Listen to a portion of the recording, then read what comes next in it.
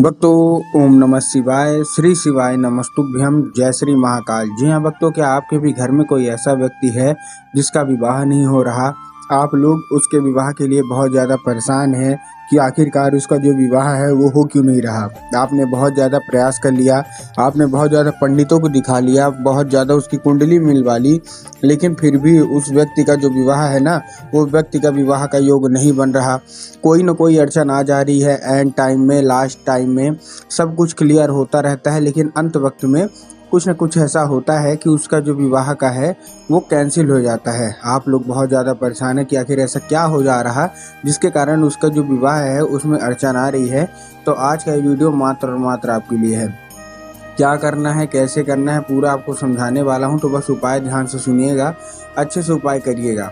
अगर आपने आज का ये उपाय ध्यान से सुन के और अच्छे से कर लिया तो 100% आप देखेंगे कि आपके घर का जो भी व्यक्ति है ना, जिसका विवाह का योग नहीं बन रहा, अवश्य रूप से उसका विवाह का योग बनेगा ही बनेगा। पूज्य गुरुदेव की ही कथा सुन के और बहुत अच्छे से समझ के आपके लिए उपाय लेके आया हूँ।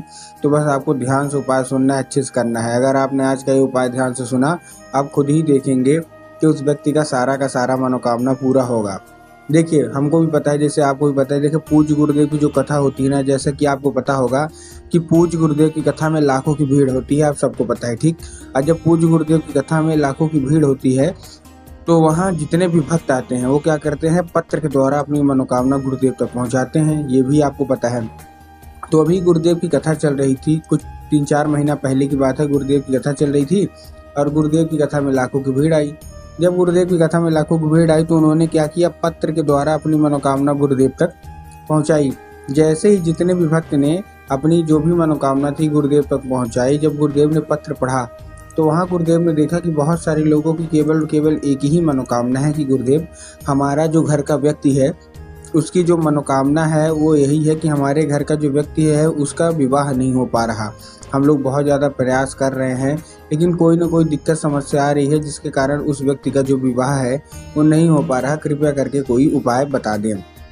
जब गुरुदेव ने देखा तब गुरुदेव ने 2 से 3 उपाय बताए और कहा, केवल ही छोटा सा उपाय कर लेना, तुम्हारा जो भी समस्या है, जो भी दिक्कत है और जो विवाह की समस्या है वो अवश्य रूप से दूरी होगी ही होगी।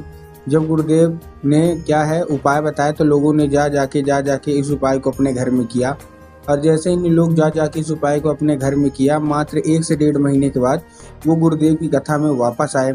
जब वो गुरुदेव की कथा में वापस आए तो उन्होंने फिर से गुरुदेव को पत्र लिखा, लेकिन ये वाला जो पत्र था ये गुरुदेव को धन्यवाद के रूप में पत्र था कि गुरुदेव धन्य हो आपका, आपके द्वारा बताया गया उपाय हमने कर लिया है, हमारी सारी की सारी मनोकामनाएं पूरी हो गई हैं, आपका कोटि कोटि धन्यवाद। तो देखिए, अगर आप भी जानना चाहते हैं, जो लोग भी मेरी आवाज़ सुन रहे हैं, अगर आप भी जानना चाहते हैं कि आखिर वो कौन सा उपाय है जिसको करने मात्र से लोगों की मनोकामना पूरी होती है और उनका जो विवाह है वो संपूर्ण रूप से संपन्न होता है, तो चलिए हम बताते हैं आपको आज की इस वीडियो के माध्यम से। लेकिन उससे पहले अगर चैनल पे पहली बार आए हैं और आवाज़ मेरी पहली बार सुन रहे हैं तो वीडियो को कर दें लाइक और चैनल को भी कर लें सब्सक्राइब, ताकि पूजनीय पंडित प्रदीप जी मिश्रा के रोज नए नए उपाय जो कि मैं उनकी कथा से सुनता हूँ, श्रवण करता हूँ, सबसे पहले मैं आपको प्राप्त करा सकूँ, ठीक। तो देखिए, जो हमारा पहला उपाय है वो कौन सा उपाय है? पहला उपाय है आपको काली मिर्च और 1 धतूरे का उपाय करना है। ध्यान से करिएगा, बहुत बड़ा उपाय बता रहा हूँ। आपको क्या चाहिए इस उपाय में? आपको उपाय में चाहिए 3 काली मिर्च और 1 धतूरा। अब देखिए, काली तिल और काली मिर्च में ना बहुत सारे लोग कंफ्यूज होते हैं कि हमको काली तिल लेना है कि काली मिर्च। तो गुरुदेव ने बताया कि आपको काली मिर्च लेना है, ठीक। ले लिया, उसके साथ साथ आपको 1 धतूरा लेना है। धतूरा कहीं से खंडित नहीं होना चाहिए, कहीं से भी कटा फटा नहीं होना चाहिए, इस चीज़ का भी आपको ध्यान रखना है, ठीक। ले लिया आपने। अब लेने के बाद आपको करना क्या है, जैसे आपने ले लिया, अपने उन्हीं बच्चों से जिनका भी विवाह नहीं हो रहा ना, उन्हीं बच्चों को भेज दीजिए कहाँ, सीधा शिव मंदिर। अब जैसे वो शिव मंदिर पहुंचेंगे उनको बोलिएगा कि दक्षिण दिशा में खड़े हो जाएं और उत्तर की ओर अपना चेहरा कर लें।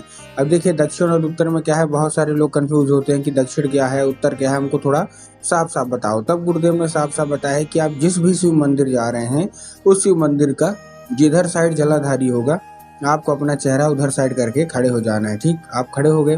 खड़े होने के बाद आपको क्या करना है, एक नाम लेके कुंदकेश्वर महादेव का, महादेव का बहुत ही सुंदर सा नाम है कुंदकेश्वर महादेव। तो बस आपको करना क्या है, आपको कुंडकेश्वर महादेव का नाम लेके उन्हीं का स्मरण करके आपको चुपचाप क्या कर देना है, अर्पित कर देना है। पूज्य गुरुदेव कहते हैं कि अगर आपने और कोई नहीं, केवल और केवल यही उपाय कर लिया तो आप खुद ही देखेंगे कि आपकी जो कोई इच्छा है, जो कोई मनोकामना है, अवश्य रूप से पूरी होगी ही होगी। ठीक, ये था हमारा कौन सा, ये था हमारा पहला उपाय। अब हम चलते हैं अपने दूसरे उपाय की ओर।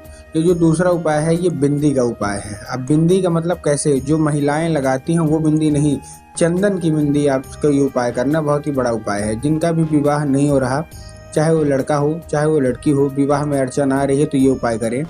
आपको लाल चंदन लेके पहुंच जाना है मंदिर, कहाँ, शिव मंदिर। ठीक, पहुंच गए, लाल चंदन लेके जैसे आप पहुंचेंगे, पहुंचने के बाद आपको देखिए करना क्या है। जैसे आप पहुंच गए, आपको कहाँ अर्पित करना है वो चंदन। बहुत सारे लोगों के दिमाग में आया होगा कि हमको बाबा भोलेनाथ के ऊपर अर्पित कर देना है, जो कि गलत है। आपको बाबा भोलेनाथ के ऊपर अर्पित नहीं करना, आपको वहाँ अर्पित करना है, आपको अर्पित करना है माता अशोक सुंदरी के ऊपर। अब देखिए, अगर आपको पता है कि माता अशोक सुंदरी की जगह कहाँ होती है तब तो ठीक है, लेकिन बहुत सारे ऐसे लोग हैं जिनको यही नहीं पता कि माता अशोक सुंदरी की जगह कहाँ होती है।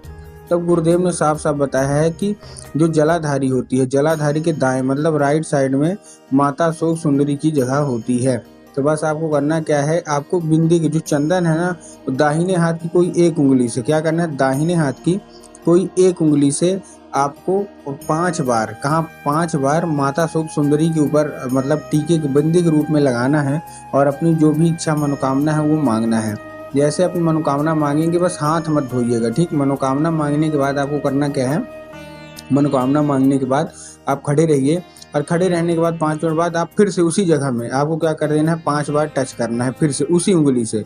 और टच करने के बाद आप चुपचाप घर आ जाइए। घर आने के बाद जहाँ भी आपका बिस्तर है, जहाँ आप लोग सोते हैं, और सोते हैं तो जिधर साइड आपका सर रहता है, ठीक ना, क्या रहता है, जिधर साइड आपका सर रहता है, तो उधर साइड आपको जो दीवार है ना, सर वाली दीवार है ना, तो आपको वहीं फिर से आपको यही उंगली लगा देना है, टच कर देना है। पूज्य गुरुदेव कहते हैं कि उस मतलब चंदन के जरिए, उस बिंदी के जरिए स्वयं माता अशोक सुंदरी आपके घर में प्रवेश कर जाती हैं और आपका जो भी इच्छा मनोकामना है अवश्य रूप से पूरी करती हैं। ठीक, ये था हमारा दूसरा उपाय। अब हम चलते हैं अपने आखिरी उपाय की ओर।